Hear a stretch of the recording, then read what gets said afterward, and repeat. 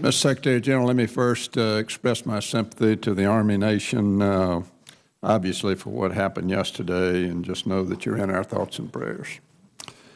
Gentlemen, one of the proposals that's in the Secretary's budget was the moving of the commissaries towards a more business-like approach, which I agree with. I think that we need to operate our exchanges, our commissaries, on a business formula.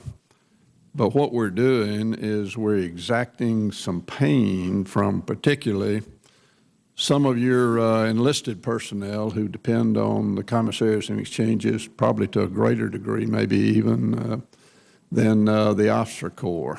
And rather than exacting that pain right now, Senator Warner and I have a standalone bill that would delay the implementation of this until of the Secretary's budget until the study that comes out at the end of this year. We're not exactly when, but it will certainly address the issue of the commissaries.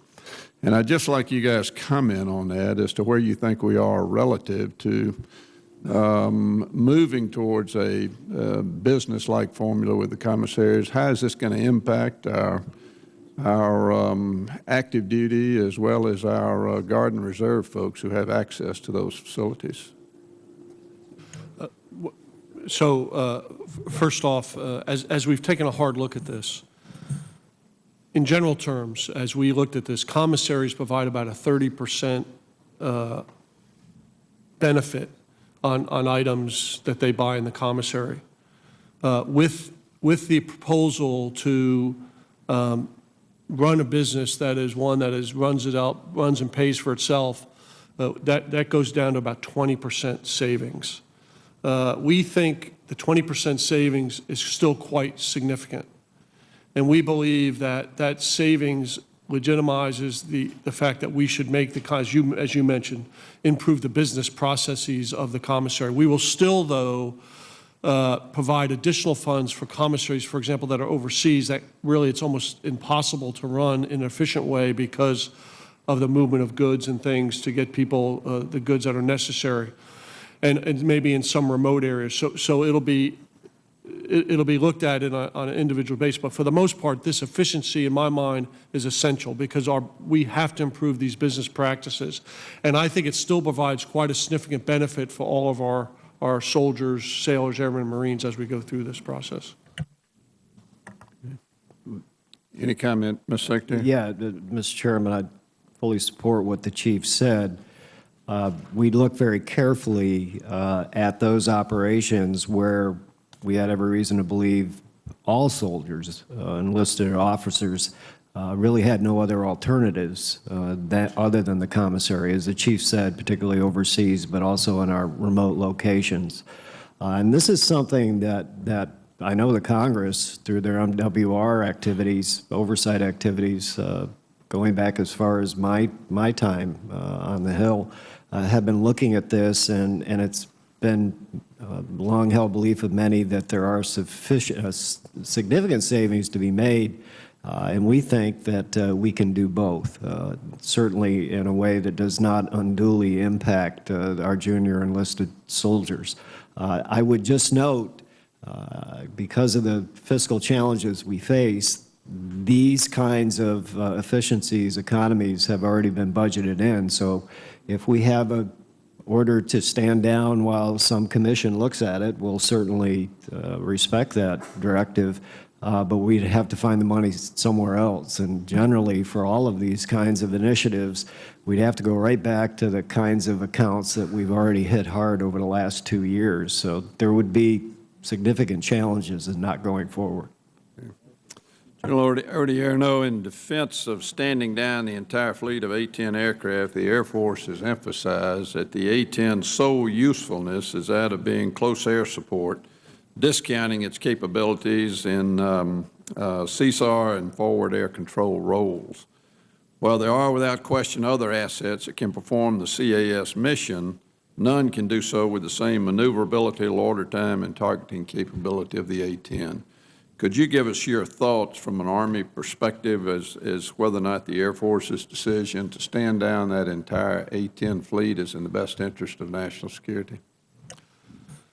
So as we talk to our soldiers, they will tell you that they, obviously, they support and have been getting great support from the A-10 aircraft from the Air Force. And a lot of it has to do with the visual deterrence that it provides, low flying, visible both to us and the enemy itself, and the impacts that it has. So the A-10 is a great close air support aircraft, as far as we're concerned, the best close air support aircraft. However, as we've done in Afghanistan, there is a significant amount of missions of close air support being flown by other platforms such as the F-15s and the F-16s.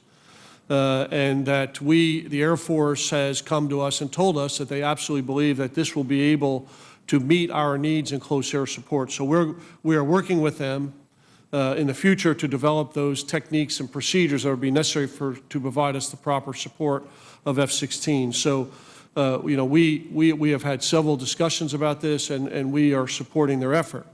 But a lot of it has to do with this visual piece, and we have to work with the Air Force on how we replace that once the A-10 goes away. Was there a recommendation from the Army with respect to retirement of A-10s?